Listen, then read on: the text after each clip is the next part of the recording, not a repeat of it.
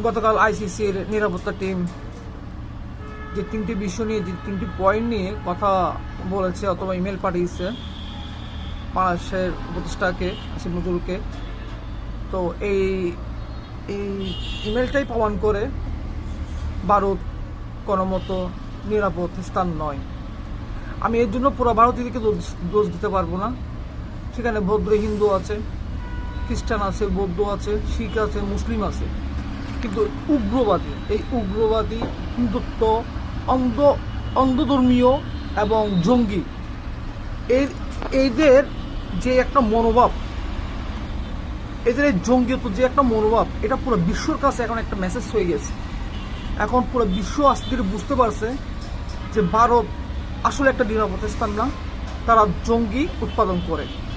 তাদের আসলে একটা জিনিস মনে রাখার দরকার, একটা জিনিস চিন্তা করা দরকার, যে টাকা দিয়ে আপনি পৃথিবীর এক অংশ নিয়ন্ত্রণ নিতে পারবেন, কিন্তু মানুষের মন জয় করা সম্ভব না, মানুষের ভালোবাসা পাওয়া সম্ভব না, যেটা আমাদের বাংলাদেশের অনেক শাসকরা করতে চেয়েছিলেন। টাকা দিয়ে বিশ্ব মিডিয়া, দেশের মিডিয়া, এভরি মহল, আইন, মন্ত্রী, আদালত সব কিছু নিয়ন্ত্রণ নিতে চেয়েছিলেন, কিন্তু মানুষের মন নিয়ন্ত্রণ নেওয়ার চেষ্টা করেনি, আজ তারা নাই। তো যা হোক, আমি মূল বিষয়গুলোর মধ্যে ফিরে যাচ্ছি।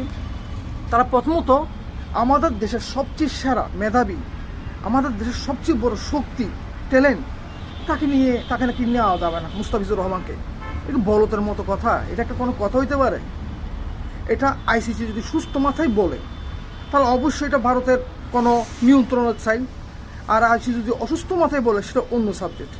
2 নম্বর, আইসিসি নিরাপত্তা টিম কি এতই কথাটাকে বলবে, উনি চিন্তা করে তো বলছে, নিশ্চয় ওই ধরনের উনি পরিচালনা করে দেখার পরে দেখছে যে কি আসলে কেন নিরাপত্তা এগুলো দেওয়া সম্ভব না, তাই আইসিসি নিরাপত্তা টিম এই কথাগুলো বলেছেন, না হলে বলতেন না।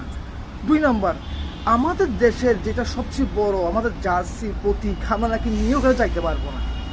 তার মানে আমাদের সার্বভৌমত্ব, আমাদের জাতির সার্বভৌমত্ব নিয়ে আমরা যেতে পারবো না, মানে আমরা যেটা দেশ সেটা আমরা রিপ্রেজেন্ট করতে পারবো না।